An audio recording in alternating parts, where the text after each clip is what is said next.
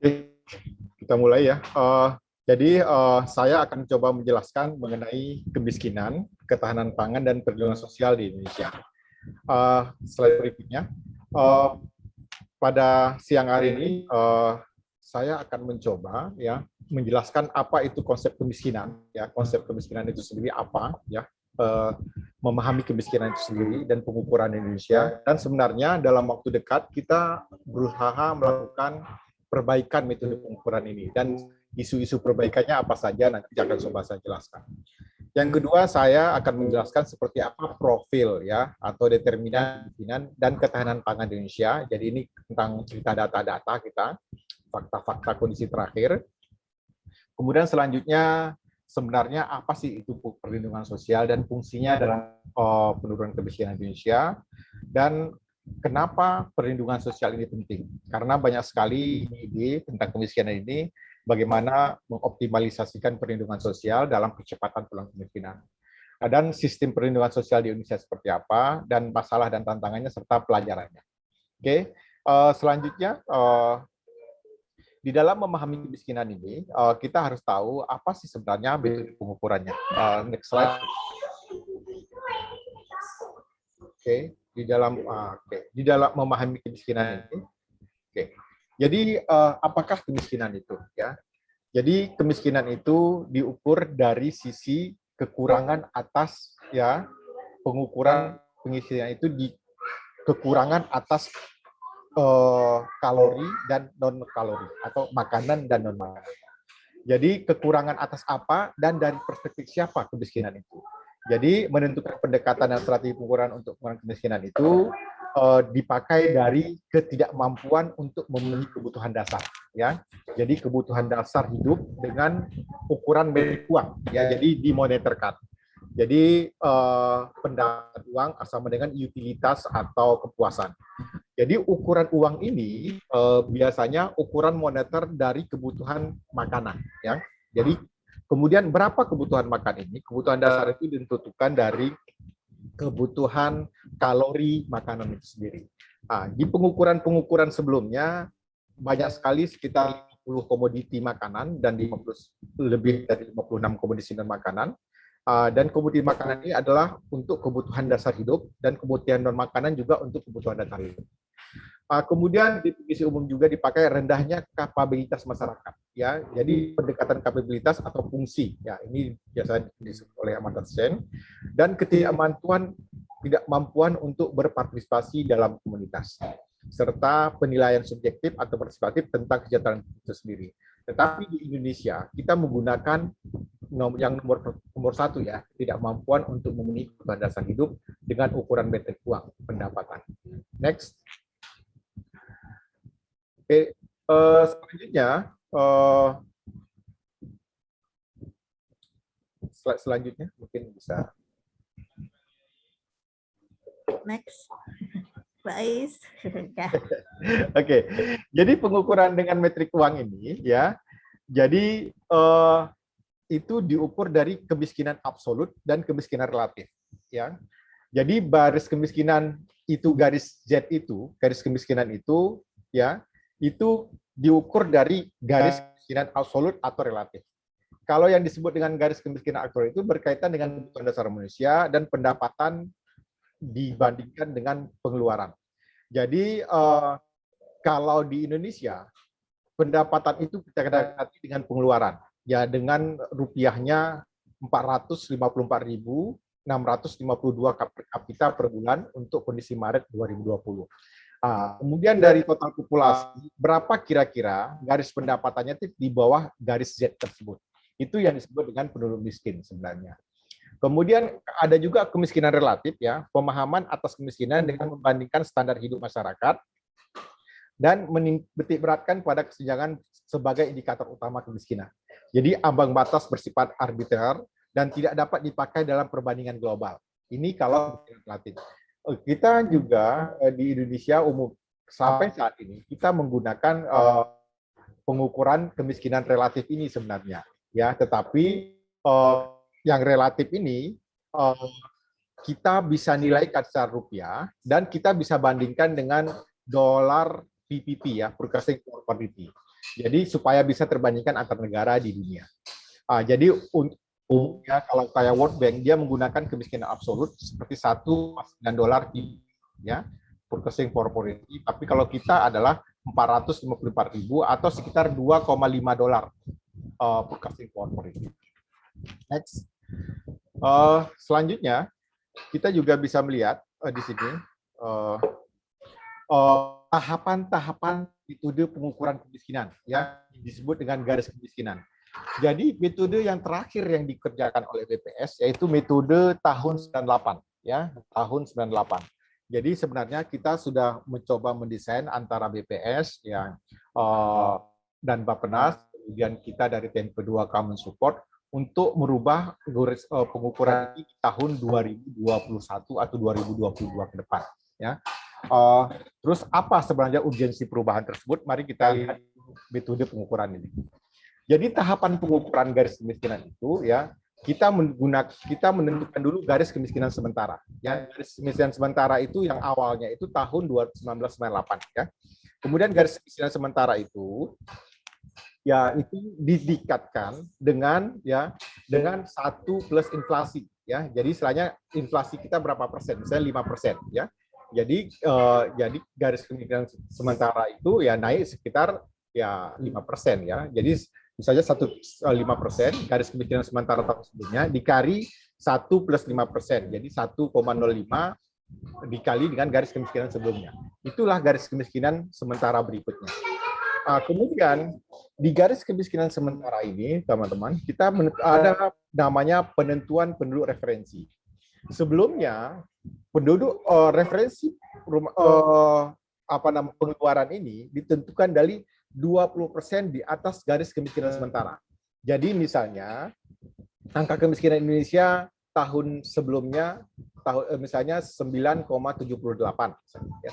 9,78 ya ditambah dengan 20% menjadi 29,78 ya. Jadi 20% di atas garis kemiskinan sementara ya. Jadi garis kemiskinan sementara sebenarnya garis kemiskinan dibagi dengan kemiskinan tahun sebelumnya yang di-include tadi 1 plus inflasi ya. Itu disebut dengan garis kemiskinan sementara berikutnya dan populasi referensinya adalah penduduk yang berada 20% di atas garis kemiskinan sementara atau penduduk yang ada di atas 9,7% atau berarti 29,78%. Itulah kira-kira populasi referensi. Untuk apa populasi referensi ini? Jadi kita akan melihat seperti apa garis kemiskinan makanan dan non makanan dari populasi referensi. Ya, artinya apa? Populasi referensi yang 9,78 tadi plus 20%, seperti apa kondisi basket pengeluaran dari 25 komoditi makanan dan non makanan tadi, seperti apa perubahan pola konsumsinya, seperti apa perubahan harga di kondisi populasi referensi, dan seperti apa kondisi harga di populasi referensi. Jadi teman-teman kalau menganalisis perubahan harga, perubahan share komoditi, konsumsi dan sebagainya di angka kemiskinan itu bukan konsumsi rumah tangga miskin, tetapi apa? Konsumsi dari 20% penduduk di atas garis kemiskinan sementara. Ya, jadi itu menentukan pola konsumsi dari masyarakat miskin di Indonesia. Kemudian untuk garis kemiskinan makanan ini direct ya, 2.100 kalori ditentukan komoditinya. Dengan cara apa? Ya, dengan cara dipilih komoditas yang paling banyak dikonsumsi oleh masyarakat miskin di tahun 98. Kemudian ini menjadi pertanyaan besar bagi kita kan. Bisa-bisa komoditi tertentu dikonsumsi tahun 98, tapi pada saat ini itu tidak dikonsumsi lagi oleh masyarakat secara besar-besaran ya. Nah, ini menjadi perhatian kita sehingga komoditi ini harusnya apakah diganti atau disesuaikan dengan komoditi terbaru. Nah, jadi karena referensinya tahun 98. Nah, sekarang kondisi tahun 2021. Nah, itu makanya kenapa perhitungan ini harus menjadi ada perubahan. Kemudian garis kemiskinan non makanan ini juga itu kan ada 51 sampai 47. Di sini proporsi konsumsi garis kemiskinan non makanan ini itu ada namanya SPKKD ya, survei komoditi khusus ya. Jadi dia itu seperti Susenas tapi lebih detail lagi. Kalau Susenas misalnya 200 komoditi, kalau ini bisa sampai 400 sampai 800 komoditi. Ini di survei ini didetailkan kira-kira apa yang dikonsumsi oleh masyarakat miskin ya. Jadi sehingga kita tahu apa komoditi yang mau diukur dari masyarakat miskin itu yang paling proporsinya paling besar.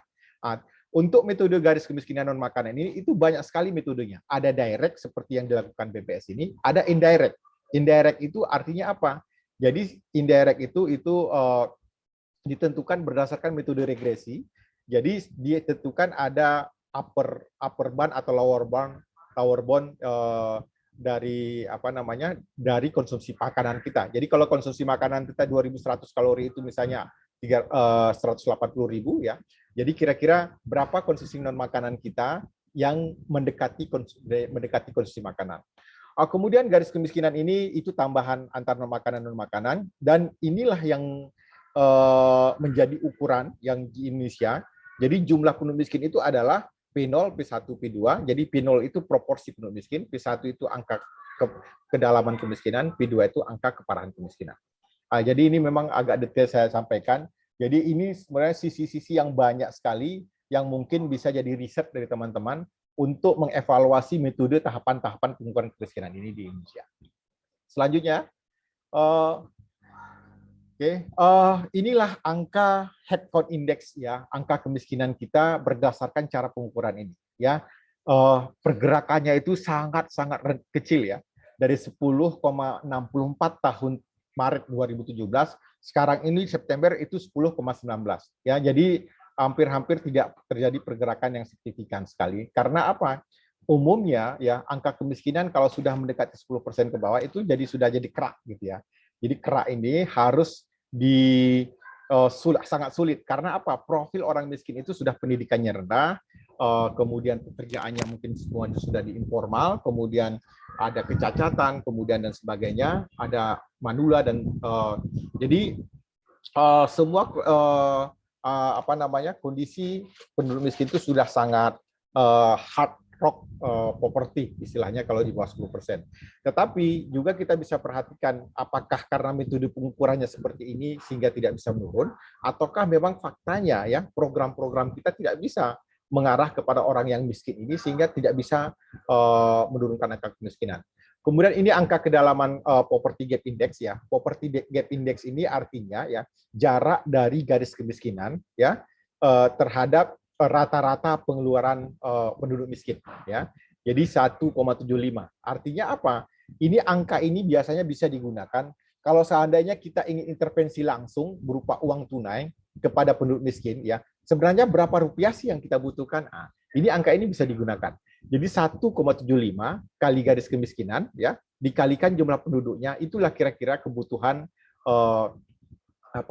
uang tunai yang harus ditransfer ke masyarakat tersebut hingga mereka itu bisa keluar dari kemiskinan. Jadi di Indonesia itu kalau ingin mengeluarkan dari kemiskinan ya harus diberikan uang secara tunai sebenarnya kalau secara ukuran ini 1,75 kali garis kemiskinan. Oke.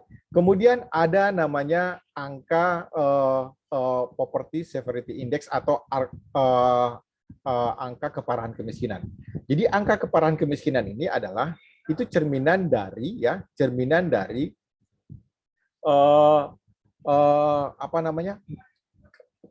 ketimpangan antar penduduk miskin itu sendiri ya. Jadi apakah ketimpangannya tinggi antar penduduk miskin itu sendiri? Jadi kalau ketimpangannya tinggi ini cerminan heterogenitas ya. Biasanya kalau ketimpangannya itu tinggi biasanya infrastrukturnya, kemudian kondisi informasi lainnya itu kondisi regionnya dan sebagainya itu mungkin bukan hanya masalah konsumsi saja ya, tetapi juga masalah spasial, kemudian masalah heterogenitas dari sisi yang lain. Semakin tinggi antara angka keparahan ini itu mencerminkan tingginya perbedaan antar penduduk miskin itu sendiri.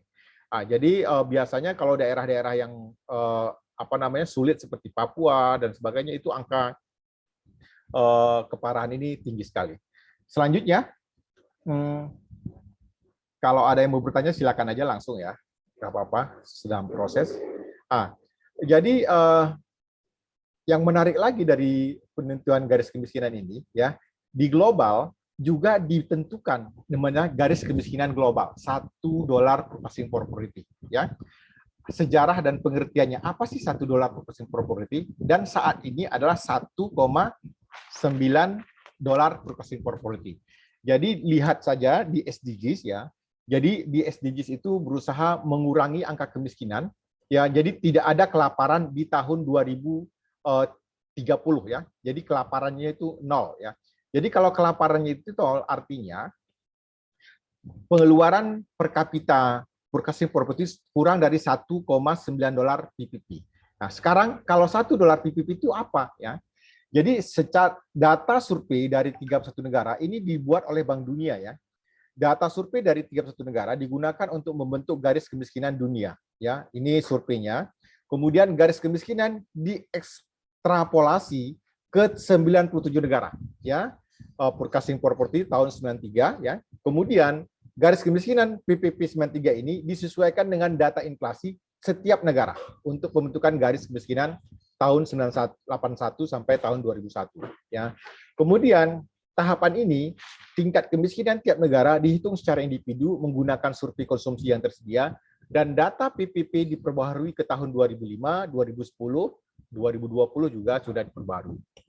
Jadi arti dari satu purchasing property itu adalah barang yang dapat dibeli dengan $1 di Amerika Serikat pada tahun 2005. Oke.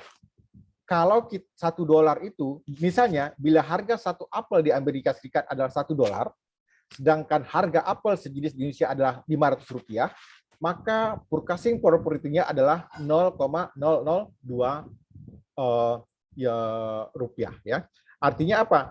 Jadi ini tolong menjadi perhatian penting sekali ya. Ini kalau nggak paham $1 PPP ini, kadang-kadang kita salah menginterpretasikan kemiskinan di Indonesia. Ya, kalau kita bandingkan dengan negara-negara lain.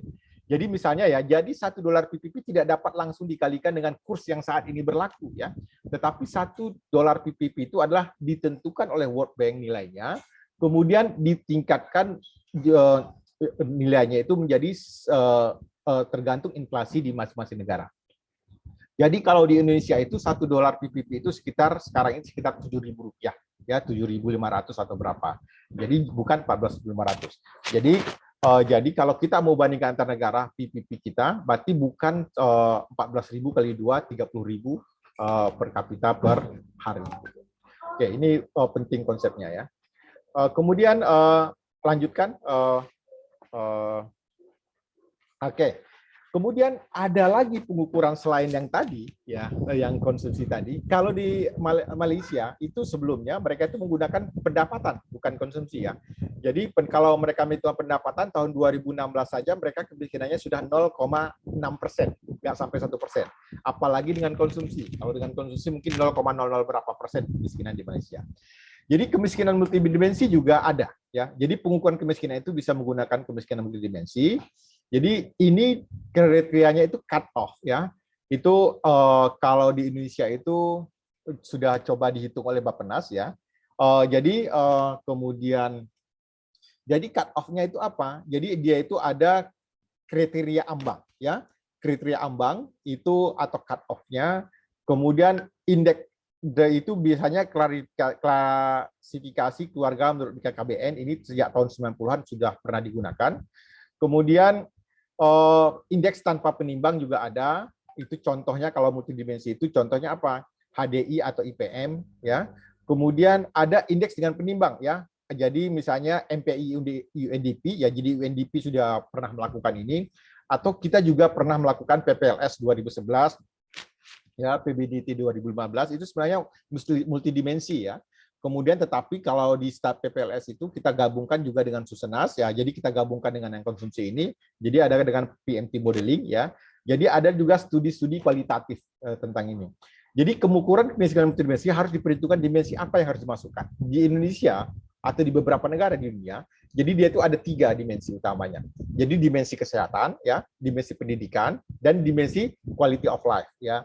Jadi quality of life itu misalnya seperti bahan bakar memasak, kemudian penyediaan listrik, dan sebagainya.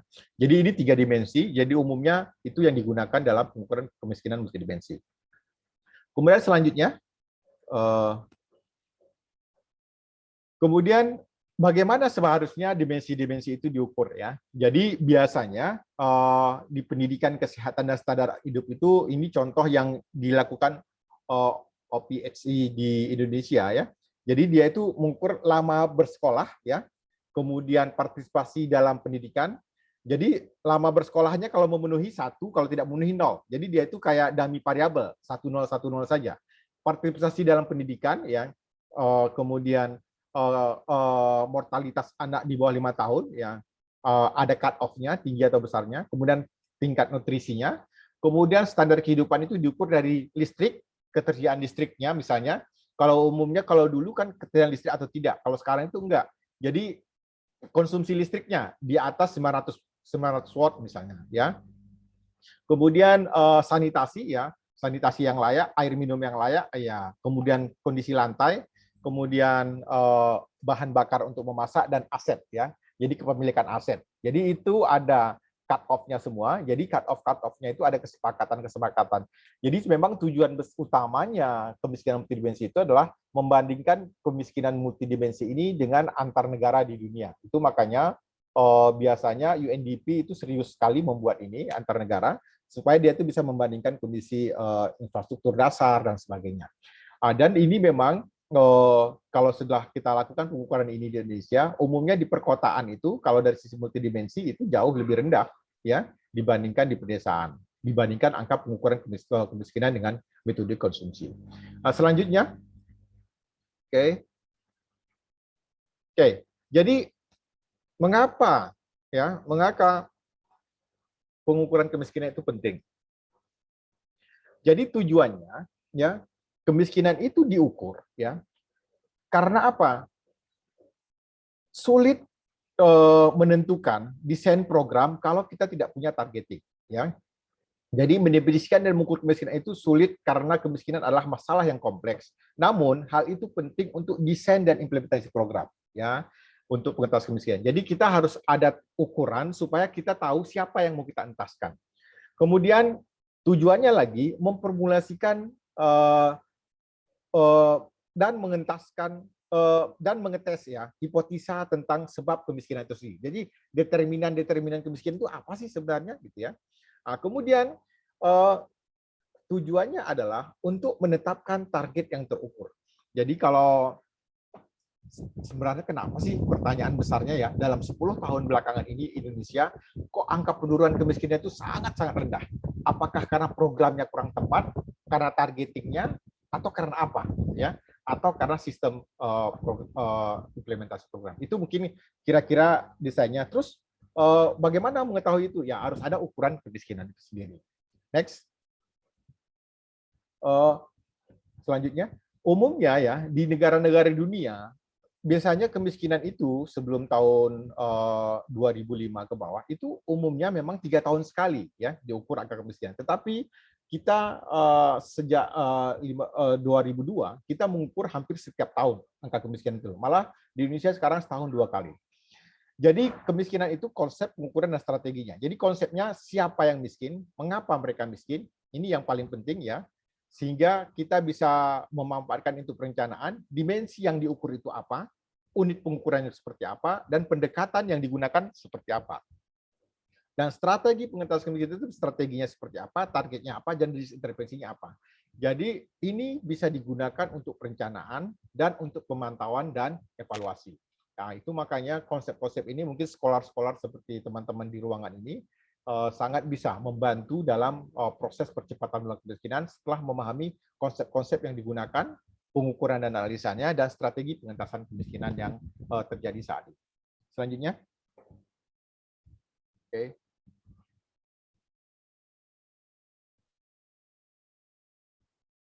Oke. Jadi itu dari sisi konsep, teman-teman. Mungkin kalau banyak pertanyaan nanti silakan ya, kalau mau ada yang mau ditanyakan tentang konsep, itu yang kita gunakan di Indonesia. Sekarang saya coba menunjukkan angka kemiskinan di Indonesia dengan menggunakan angka garis kemiskinan ekstrim ya, 1,9 dolar PPP tadi dengan angka kemiskinan GK nasional ya. Ini kita bandingkan sampai kondisi tahun 2020 ya. Persentase penduduk miskin ekstrim sebesar 3,9% ya yang di bawah ini, yang harusnya dijadikan nol pada tahun 2030. Tetapi Pak Jokowi kemarin sejak 4 April tahun 2020 di dalam rapat kabinet menyatakan dia itu minta yang ekstrim ini 0% tahun 2024. Jadi kita perlu waktu 4 tahun lagi, 3 tahun lagi, menurunkan yang 3,9 ini menjadi 0.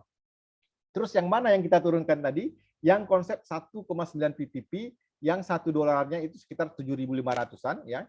Jadi angka kemiskinan absolut ya. Jadi GK-nya itu absolut itu 1,9 dolar PPP yang hanya meningkat karena ada inflasi saja. Ini penting sekali. Ini penting sekali, mungkin beberapa riset ke depan melanjutkan bahwa apakah mungkin ya angka kemiskinan kita 0 2024 untuk angka kemiskinan ekstrim ini. Karena Pak Jokowi sudah minta ini menjadi 0 tahun 2024. Kemudian ini angka garis kemiskinan yang kita gunakan, yang bergerak terus ya, itu sekitar 10,19% tadi atau 9,78% tahun Maret 2020. Itu kondisinya itu sebenarnya 2,5 PPP tadi ya. Jadi 2,5 dolar PPP. Jadi istilahnya kita pengukuran kemiskinan di Indonesia yang kalau kita bandingkan antar negara di dunia, kita gunakan yang kiri ini ya. Yang kolom ketiga ini ada persentase penduduk miskin berdasarkan 1,9 dolar PPP. Oke. Jadi kalau 1,9 dolar PPP itu dirupiahkan itu adalah 345.000 per kapita per bulan. Jadi yang disebut per kapita itu adalah kalau ada satu rumah tangga itu ada bapak, ibu, dan 2 anak, per kapita itu berarti 4 kali 3, 45 atau sekitar 1,3 juta rupiah per kapita per bulan konsumsinya. Oke, selanjutnya. Oke, ini angka-angka kemiskinan. Next. Ya, ini pergerakan angka kemiskinan kita ya. Jadi angka kemiskinan kita ya itu sekarang ini 10,19% ya, 10,98%, dan pergerakan itu sangat-sangat lamban sejak tahun 2010-an ya, 2010-an ke atas ke bawah. Itu dari 2010 itu hanya 13,33, sekarang itu 10,19%. Jadi 3% itu bergolak ya, bergerak itu dalam 10 tahun lebih ya. Tidak ada terjadi hal yang sangat signifikan. Tapi teman-teman, kita harus tahu ternyata persentasenya tidak menurun tinggi, tapi kita harus lihat kualitas dari rumah tangga itu sendiri. Jadi sebenarnya dari sisi garis kemiskinannya itu sudah meningkat jauh ya. Garis meningkat jauh dari tahun 2010 ke sekarang, dan kualitas hidupnya itu sudah berbeda jauh. Tetapi tetap juga dia tidak bisa memenuhi 2.100 kilokalori per kapita per bulan. Ini pengukuran kemiskinan kita terakhir berubah tahun 98 ya, karena krisis dan sebagainya. Ini kemiskinan kita meningkat besar sekali dari 17 sampai 24%. Inflasi kita juga hampir berapa waktu itu tinggi sekali. Yang seingat saya pertumbuhan ekonomi kita waktu itu sampai minus 13%. Oke. Jadi akibat pandemi Covid ini juga angka kemiskinan, jumlah penduduk miskin itu meningkat 2,76 juta jiwa ya, dari September 2019 ke September 2020 ya. Jadi tidak seburuk kemiskinan ekonomi tahun 98. Selanjutnya, oke, ini kira-kira ya distribusi peta sebaran jumlah persentase kemiskinan ekstrim menurut provinsi ya. Di sini ada tertinggi sebenarnya ekstrim itu tetap saja memang hampir proporsional dengan angka kemiskinan di kemiskinan sebenarnya ya. Yang di atas 10% itu rencana di Papua dan NTT ya. Kemudian di antara 5-10% itu di Aceh, kemudian Riau ya, Bengkulu ya. Bengkulu itu ya. Kemudian Sumatera Selatan, kemudian Gorontalo dan Sulawesi Tengah. Dan NTB serta Jakarta. Selanjutnya. Jadi kalau kita ingin melihat ya determinan dari kemiskinan, terlebih dulu kita lihat profilnya dulu ya, profil. Jadi di sini kalau dilihat dari profil demografinya teman-teman, jadi rata-rata anggota rumah tangga penduduk miskin ekstrim itu lebih tinggi dibandingkan miskin ya. Kalau miskin ini sebenarnya sudah masuk yang ekstrim ya, yang GK tadi 4,81, jadi hampir 5 orang anggota rumah tangganya. Kalau 3 miskin itu lebih sedikit. Jadi dari sisi anggota rumah tangga, yang miskin dan miskin itu lebih banyak anggota rumah tangga ya anggota rumah tangga.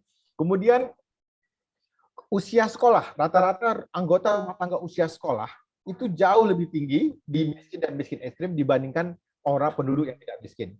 Jadi apa? Angka ketergantungan ke pendidikannya itu sekali. Ini perlu jadi perhatian. Kemudian apalagi? Kemudian bagaimana rata-rata proporsi jumlah anggota rumah tangga usia produktif ya? Usia produktif ternyata lebih tinggi di rumah tangga yang tidak miskin. Yang ekstrim itu usia produktifnya lebih rendah dibandingkan yang lain. Jadi istilahnya inilah kira-kira profil ya. Jadi istilahnya ini juga sudah menjadi bayangan, sudah bisa menjadi hipotesa teman-teman waktu akan membuat tesis. Ternyata misalnya kalau mau membahas tentang produktivitas tenaga kerja, itu sebenarnya memang orang miskin dan miskin itu jauh lebih rendah produktif proporsinya saja sudah lebih rendah, apalagi produktivitasnya. Itu mungkin pertanyaan kedua. Ya. Kemudian kepala rumah tangga perempuannya lebih banyak. Ya, jadi kenapa ya kepala rumah tangga perempuan menyebabkan rumah tangga itu miskin? Enggak, bukan seperti itu intinya. Tapi bagaimana? Setelah kita ketahui orang miskin, jadi ternyata profilnya kepala rumah tangganya adalah sebagian besar perempuan. Terus kira-kira apakah kepala rumah tangga perempuannya menjadi determinan penduduk itu jadi miskin? Itu pertanyaan berikutnya. Kemudian rata-rata usia kepala rumah tangga. Jadi sebenarnya penduduk miskin dan miskin ekstrim itu usia kepala rumah tangganya lebih tua dibandingkan tidak miskin ya. Jadi apakah kalau usia lebih tua itu menyebabkan kita tidak berproduktif lagi atau seperti apa? Kemudian rata-rata lama sekolah kepala rumah tangga. Ini jelas sekali ternyata profilnya menunjukkan bahwa usia kepala rumah tangga miskin dan miskin itu jauh lebih rendah dibandingkan tidak miskin. Jadi isu pendidikan, isu usia produktif, isu ketenagakerjaan ini menarik sekali.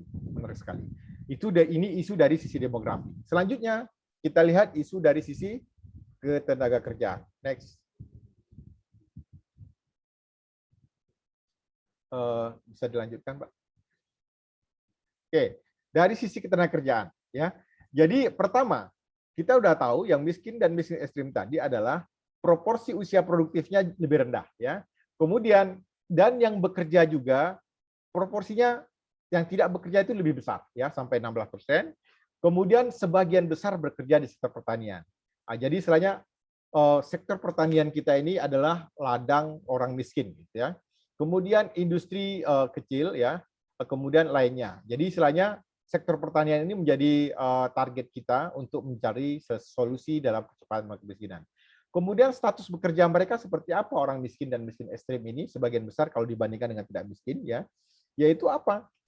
Sebagian besar bekerja di sektor informal, terutama sebagian besar berusaha sendiri ya dan dibantu buruh tidak tetap. Jadi banyak sekali anggota rumah tangganya itu adalah pekerja di rumah tangganya itu dan tidak digaji. Ini menjadi penyebab salah satunya ya, berarti produktivitasnya rendah dan penyebab salah satunya kenapa penduduk miskin itu banyak sekali bekerja di sektor informal dan menjadi buruh di keluarga ya, pekerja tidak dibayar ya. Jadi sebenarnya bekerja sendiri dibantu buruh tidak dibayar ya, kemudian banyak sekali juga mereka itu bekerja sebagai buruh tidak dibayar, yaitu 0,97%, 1,02%. Jadi sebenarnya di banyak sekali pekerjaan yang tidak produktif yang mereka lakukan. Nah, jadi ini profilnya. Jadi baru nanti arahnya ke determinan.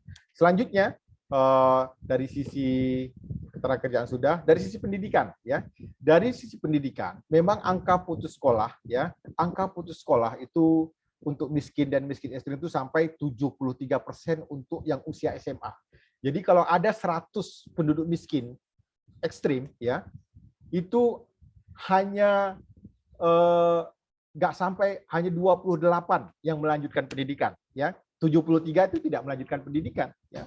Jadi angka putus sekolahnya itu sampai 73% ya, usia 16 sampai 18%, 16 sampai 18 tahun. Itu tinggi sekali. Jadi ini sangat menarik ya. Jadi saya rasa setiap baris ini bisa menjadi tesis ya, masing-masing teman-teman itu sudah ada sekitar berapa itu? 12 tesis ini kalau mau dibahas detail satu persatu ya ide ini. Jadi rata-rata laba sekolahnya rendah, kenapa, determinannya kenapa, dibedakan antara ekstrim miskin dan tidak miskin dan sebagainya. Ini sangat penting sekali. Kemudian selanjutnya dari sisi perumahan mungkin satu lagi ya. Jadi sisi perumahan mereka memang tidak berlistrik masih ada sekitar 5% dan umumnya kalau dari sisi multidimensi kita cek ya bahwa yang misalnya kemiskinnya itu di bawah konsumsi listriknya itu di bawah 500 watt ya, itu misalnya itu kan hanya kebutuhan dasarnya saja ya. Mungkin memasak pun tidak bisa di rumah ya, mungkin hanya untuk penerangan saja ya.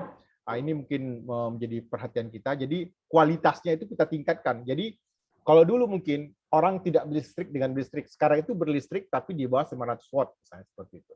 Nah, jadi kita harus lihat profil penduduk miskin kita tahun 2010 sampai hari ini sebenarnya seperti apa sih kualitas hidup mereka? Apakah sama parahnya ya? Kalau dulu mungkin makannya itu kurang kalau dari sisi konsumsi masih tetap sama ya, tetap sama, kurang kalorinya tidak terpenuhi, tetapi dari sisi multidimensi mungkin mereka itu sudah banyak terpenuhi, tapi kualitas makanannya saja yang tidak memenuhi. Jadi permukaan utama lantainya misalnya itu tanah, kemudian tidak memiliki toilet, kemudian tidak memiliki akses air. Ini menjadi perhatian penting dalam penentuan angka kemiskinan. Selanjutnya, indikator apa lagi?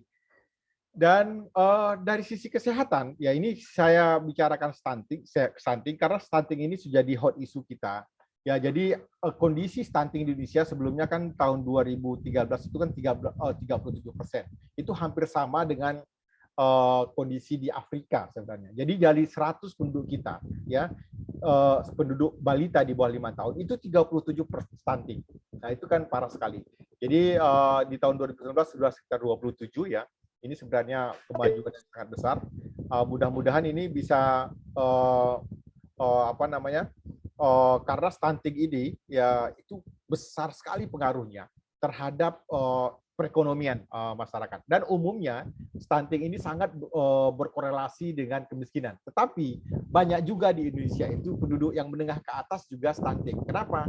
Banyak sekali yang anak itu diurus oleh pembantu dan sebagainya. Jadi kualitas makanannya itu tidak memenuhi ya, terutama ASI dan lain sebagainya.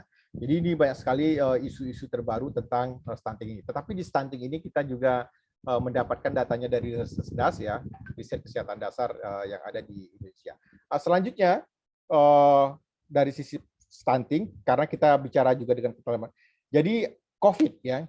Jadi COVID-19 ini berduga banyak sekali ya rumah tangga yang mengalami kerentanan pangan naik dari 5,4% ya Maret 2019 ke 11,7% di Oktober atau November 2020.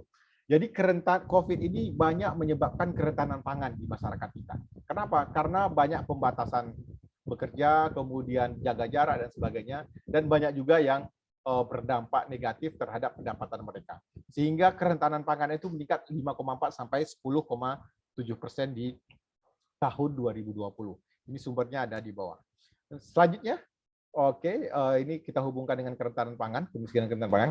Ini menarik lagi ya. Jadi FSPI ini ya, Food Security Vulnerability di Indonesia. Jadi ini data ya dari produksi, akses dan distribusi ya. Jadi intinya apa? Ini kita pilih dari penduduk yang sangat rentan pangan ya, rentan, agak rentan, agak tahan pangan, tahan dan sangat tahan. Jadi umumnya penduduk yang sangat rentan itu tingkat kemiskinannya jauh lebih tinggi ya. NCPR-nya, jadi NCPR ini kondisi dari produksi di satu kabupaten, ini kan di 514 kabupaten kota. Jadi intinya di sini. Jadi sebenarnya kita itu dari sisi produksi nggak terlalu bermasalah sebenarnya di Indonesia. Jadi produksi pangan itu ada di hampir seluruh kabupaten Indonesia. Tetapi ada kecenderungan untuk kabupaten-kabupaten yang sangat rentan, ya itu tingkat kemiskinan itu tinggi, ya lebih tinggi dibandingkan kabupaten yang rentan dan agak rentan. Kemudian pengeluaran per kapita untuk makanannya, share makanannya untuk food itu jauh lebih tinggi di daerah-daerah yang sangat rentan pangan. Kemudian untuk daerah yang sangat rentan pangan itu kondisi akses ke listriknya juga sangat tinggi, yang tidak bisa mengakses listrik dengan baik. Ya. Kemudian dari sisi distribusi, ya misalnya tidak ada akses layak, air minum layak. Kemudian itu kondisinya kecenderungan untuk kabupaten-kabupaten yang sangat rentan itu sangat banyak tidak punya akses terhadap air yang layak. Ya, kemudian angka harapan hidupnya belum tentu, ya. Ini menarik ini ya. Ada angka harapan hidup pada saat lahir, ya. Itu ternyata di daerah yang rentan pangan itu nggak terlalu banyak, ya, malah hampir sama rata, ya. Jadi istilahnya daerah yang sangat tahan pangan itu juga angka harapan hidupnya itu jauh lebih tinggi, ya, dibandingkan daerah yang tidak. Jadi ini memang berhubungan positif, ya.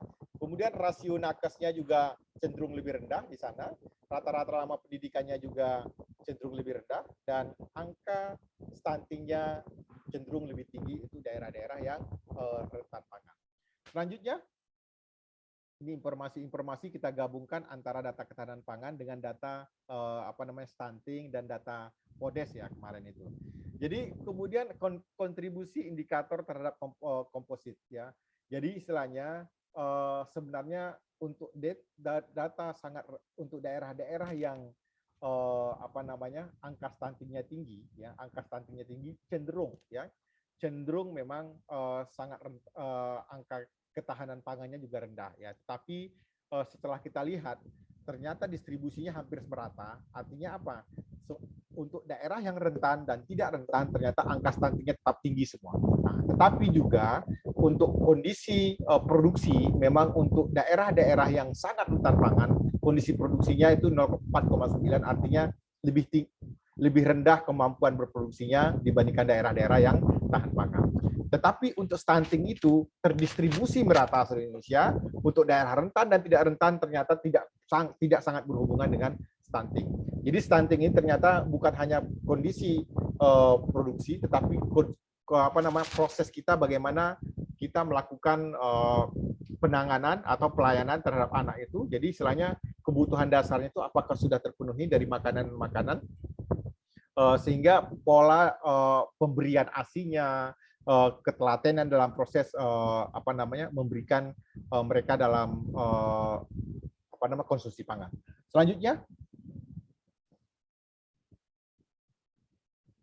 oke, ini kira-kira kondisi garis kemiskinan yang bergerak tadi ya. Jadi pergerakan garis kemiskinan itu sebenarnya nggak terlalu tinggi, ya.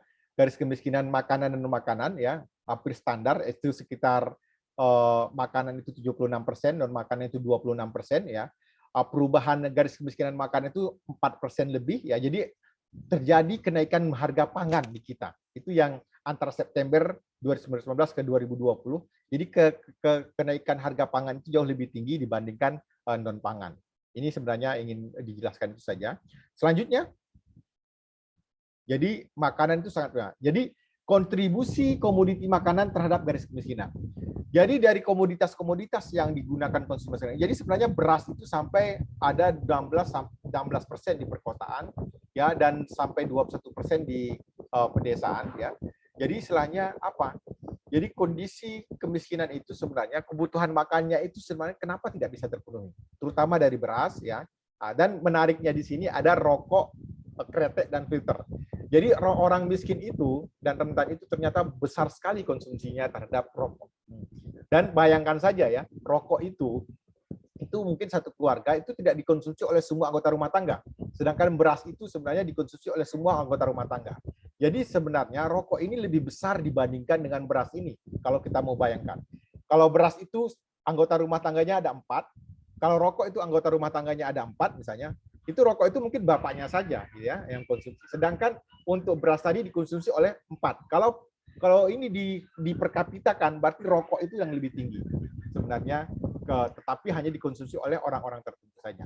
Jadi seperti itulah cara pikirnya sebenarnya. Rokok ini sebenarnya salah satu penyebab kemiskinan kata orang.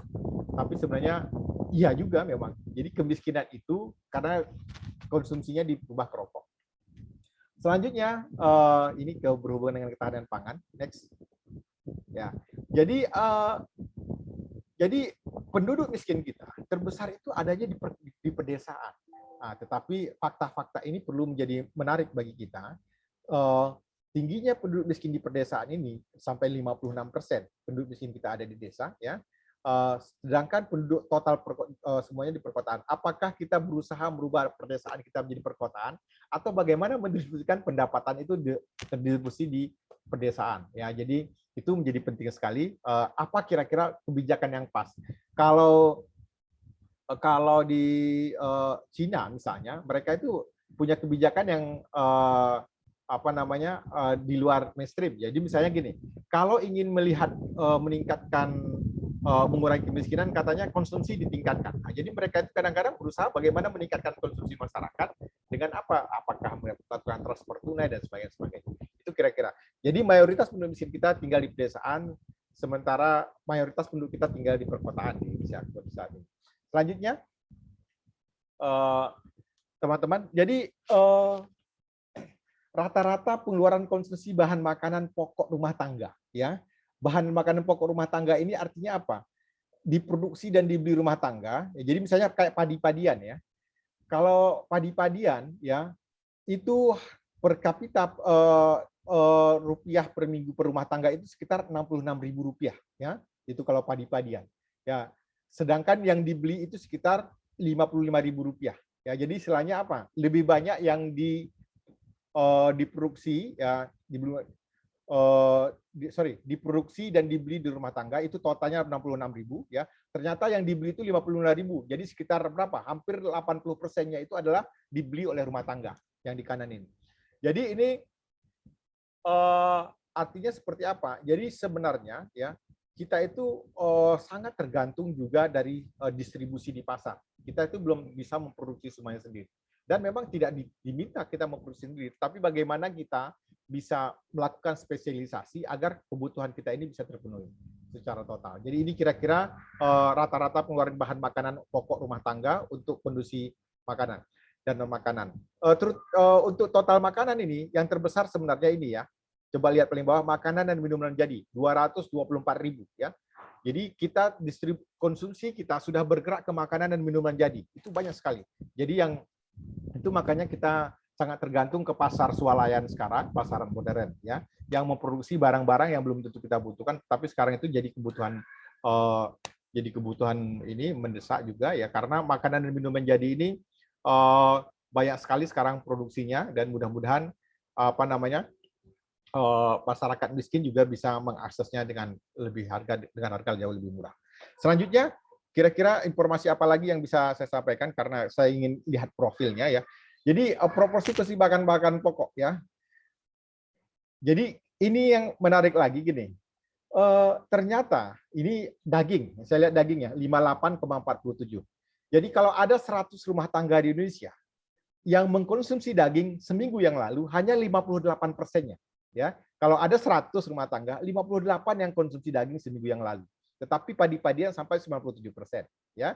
Tetapi dan berapa proporsi daging itu terhadap pengeluaran makanan mereka? Itu hanya 3,81%, ya. Kalau per kapita 2%. Jadi artinya apa?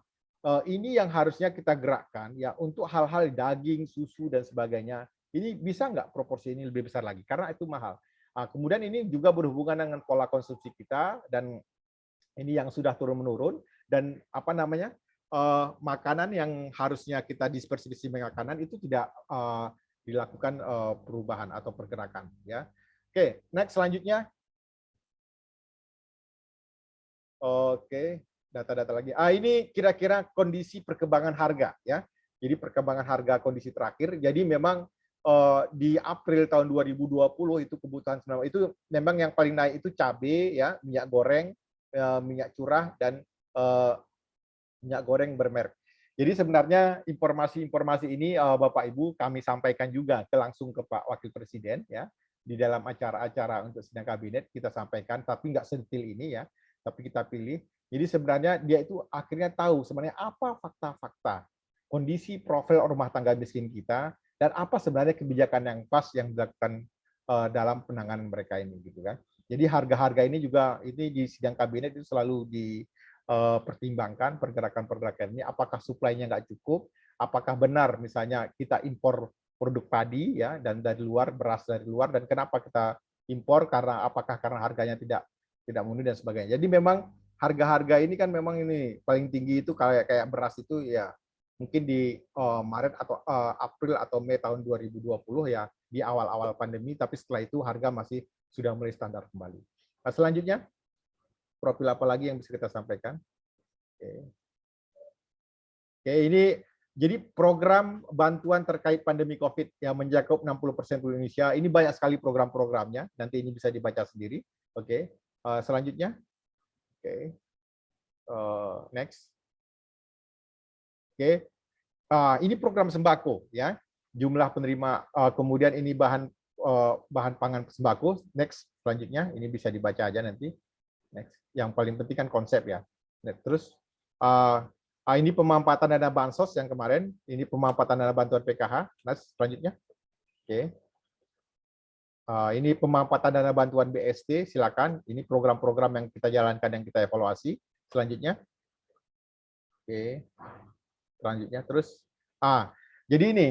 Jadi kalau dari sisi ketahanan pangan ya, komoditas pangan penting dalam konteks penanggulangan kemiskinan ya dan pencegahan stunting.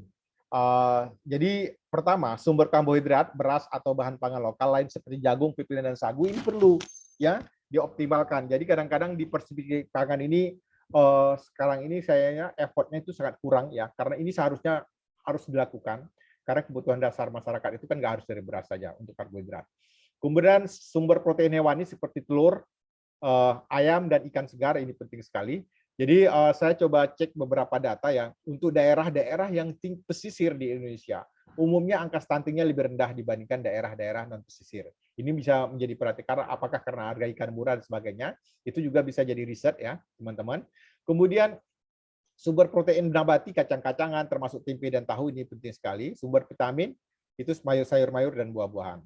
Kemudian angka stunting itu terbesar tahu nggak di mana? Di Kabupaten Bogor, ya. Kabupaten Bogor. Jadi kalau dari sisi jumlah di Indonesia, itu angka stunting itu terbesar itu di Kabupaten Bogor di Indonesia. Tetapi dari sisi persentase itu terbesar di NTT, Timur Tengah Selatan. Kemudian pemerintah perlu menjaga stabilitas harga pangan, ya, meningkatkan makanan milik kondistribusi, ya. Jadi harga pangan. Kemudian pandemi COVID ini juga pemerintah harus membantu, ya, supaya konsumsi masyarakat itu bisa tetap terjaga, ya, minimal jumlahnya, walaupun kualitasnya bisa saja turun. Nah, itu makanya banyak sekali diberikan bantuan tunai, bantuan listrik, dan sebagainya. Itu kira-kira dari sisi profil kemiskinan. Selanjutnya, oke. Next, oke. Ini perlindungan sosial. Jadi sebenarnya ini isu tambahan saja ya, teman-teman. Isu di perlindungan sosial ini kita cepat saja. Jadi sebenarnya perlindungan sosial itu tujuannya apa? Jadi ibaratnya itu kalau kita jaring pengaman, kalau dulu ya, kalau perlindungan sosial itu tujuannya adalah untuk orang yang sudah jatuh itu jangan sampai langsung ke tanah, bisa mereka kalau jaring ya. Jadi dia itu menahan ya. Jadi menahan dia itu di jaring supaya dia itu jangan jatuh terlalu ke bawah. Itu sebenarnya ya perlindungan sosial itu. Jadi pembangunan inklusif melalui perlindungan sosial dan kebijakan sosial menjadi bagian dari strategi yang lebih luas untuk pertumbuhan ekonomi, kemiskinan struktural jangka panjang. Kenapa? Karena kemiskinan struktural ini kan karena apa? Karena support pemerintah nggak masuk. Itu permasalahan kemiskinan struktural ya. Jadi pengembangan modal manusia, mengurangi kesenjangan dan menjalankan kontrak sosial ini penting sekali perlindungan sosial ini. Jadi program perlindungan sosial itu inklusif itu jadi kebijakan pertumbuhan pro kemiskinan, investasi bidang kesehatan dan pendidikan, dan upaya inklusi keuangan.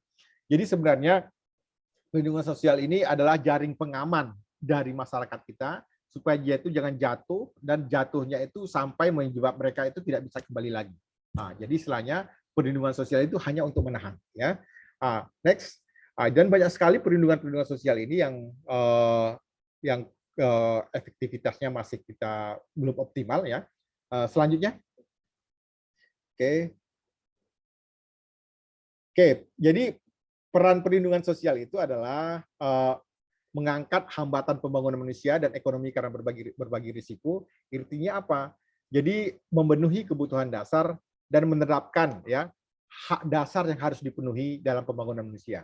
Itu yang paling penting dari peran perlindungan sosial. Jadi meningkatkan kapabilitas dan kesempatan. Jadi ibaratnya kita punya pendidikan yang akses pendidikan yang sama, akses kesehatan yang sama, kemudian kebutuhan dasar yang minimal yang harus dipenuhi. Itulah kira-kira peran atau kehadiran pemerintah di sini. Next. Silakan. Oke.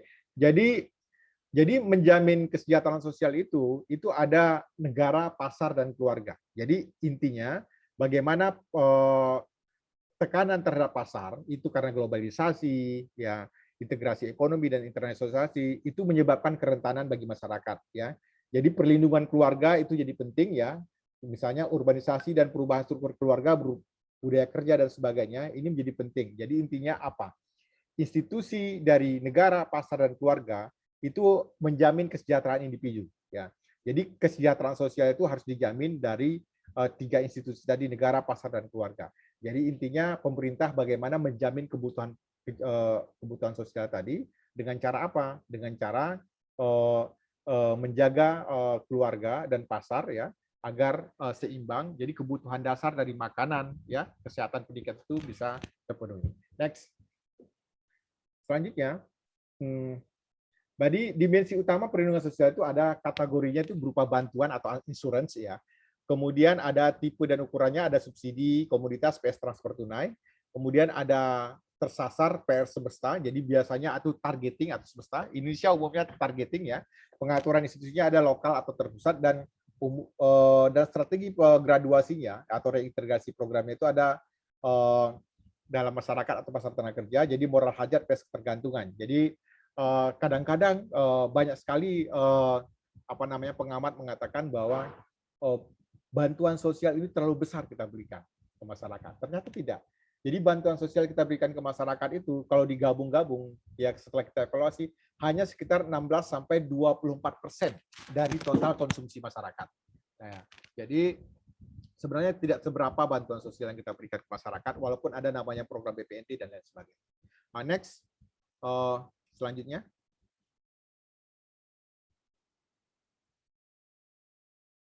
Oke. Kenapa perlindungan sosial ini penting di Indonesia? Kenapa? Angka kemiskinan kita rendah, tetapi ketimpangan itu semakin tinggi. Apakah yang kaya semakin kaya atau yang miskin semakin miskin? Ya, ini menjadi pertanyaan besar kita. Ya, harusnya bagaimana orang miskin itu redistribusi pendapatan dari yang kaya yang miskin. Nah, ini tidak terjadi di kita. Ya, redistribusi ini apa? Contohnya sistem perpajakan kita ya. Jadi kalau kita misalnya bukan sebagian besar sekarang ini kan kita bukan misalnya kalau penjualan tanah atau sebagainya bukan pajak pertambahan nilai kan, tapi pajak dari penjualan tersebut ya. Jadi kalau pajak pertambahan nilai itu kan akhirnya misalnya orang beli tanah dulu mungkin 100.000 per meter ya, sekarang menjadi 5 juta. Jadi harusnya pertambahan dari 100.000 ke 5 juta itu yang dipajaki. Ya, malah sekarang itu enggak, orang yang 5 juta. Jadi istilahnya gini, di Indonesia aset yang tidak bergerak itu membuat orang tetap saja bisa eksis ya. Tapi kalau di beberapa negara, kalau asetnya tidak bergerak, dia tidak bisa eksis dan malah dipajaki oleh pemerintah.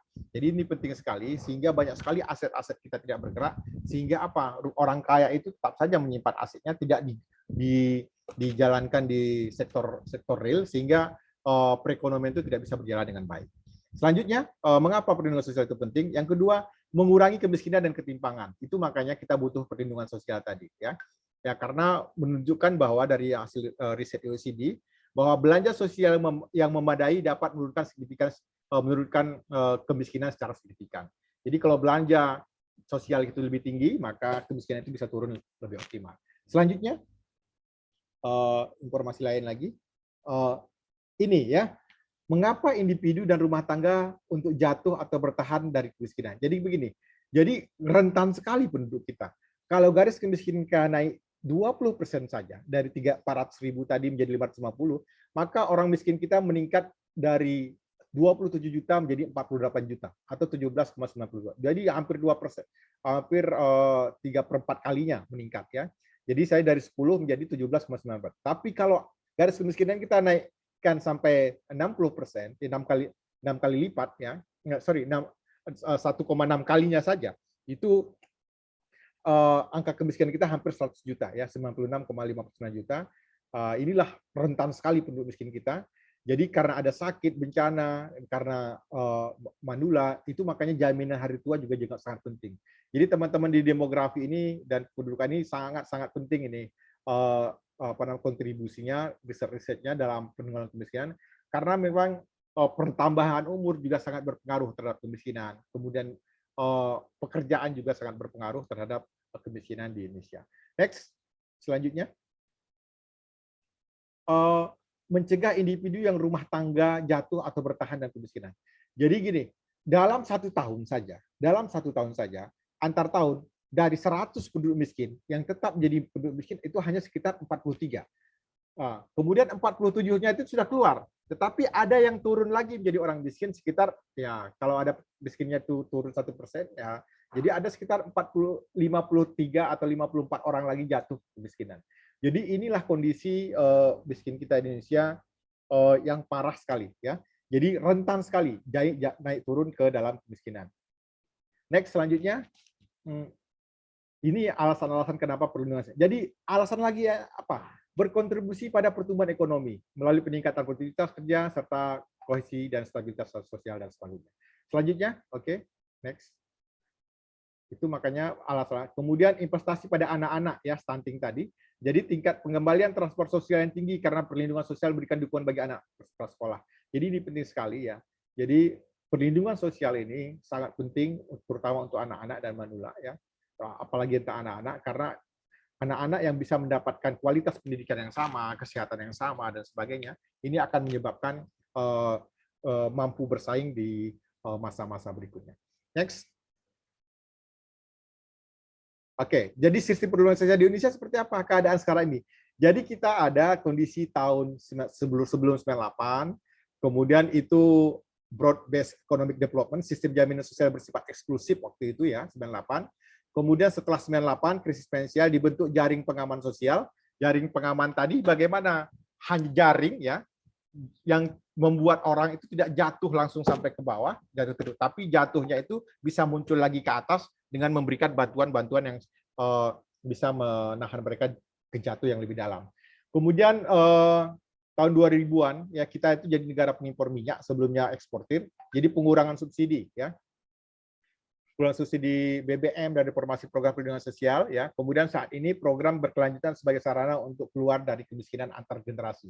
Jadi kemiskinan antar generasi itu menjadi sangat penting, ya.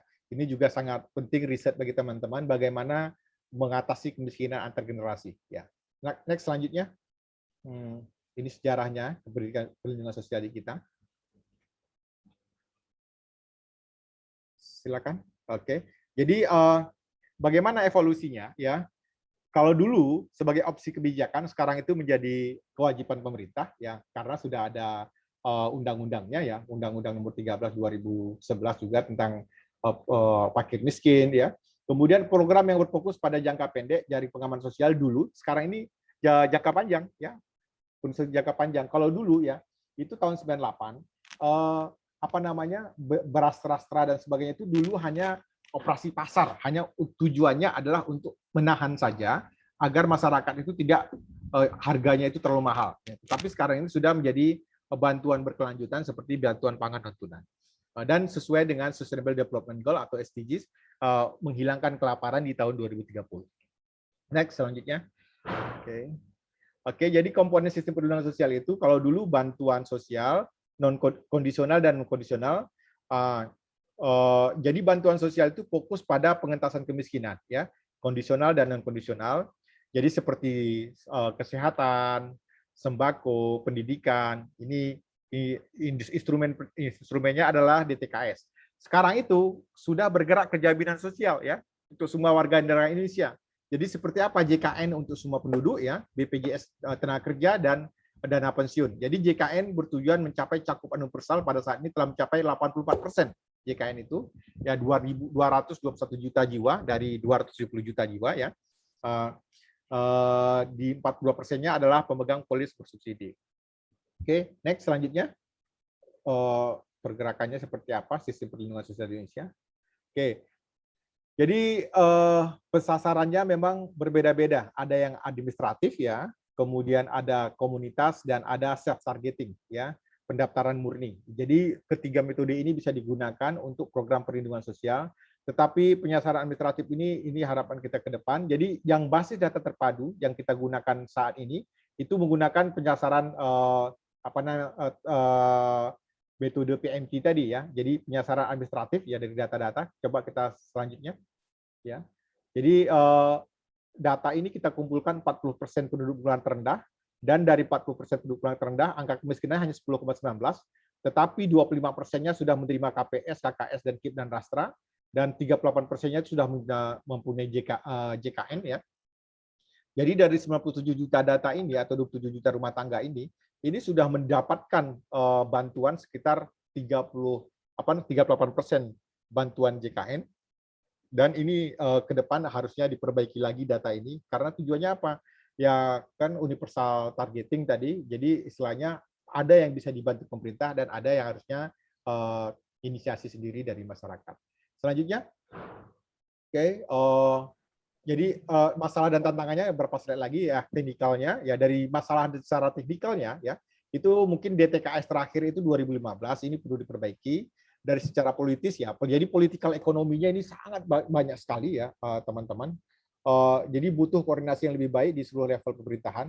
Jadi sebenarnya data-data ini kita gunakan ya untuk mempengaruhi para pengambil kebijakan dalam hal penentuan kebijakan bantuan sosial dan sebagainya.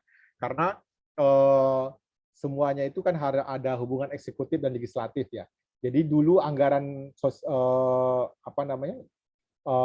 sejak ada BPDT 2015 itu anggaran bantuan sosial di awal-awal kan hanya sekitar di bawah 20-30 triliun ya. Sekarang itu sudah hampir 450 triliunan ya per tahun untuk bantuan sosial ini. Kemudian isu hulunya, kurangnya investasi di bidang kesehatan yang berdampak pada lemahnya kesiapan dalam mengatasi pandemi tadi. Ya, kemudian birokrasinya, kebutuhan untuk berbagai data antar KL ya. Jadi misalnya saling sharing data, saling untuk evaluasi, untuk perbaikan secara terus-menerus, secara perlahan-lahan. Selanjutnya, masalah selanjutnya tantangan ke depan itu adalah generasi yang hilang. Ini tantangan ke depan kita ya. Siswa terancam kehilangan keterampilan dan kesempatan belajar serta putus sekolah. Ini terlebih lagi sekarang ini kan kondisinya kita menggunakan daring ya. Kita sekarang ini aja saya rasakan ini sangat kurang efektif ya. Mungkin kalau ketemu interaksi itu jauh lebih dalam informasi yang bisa saya sampaikan.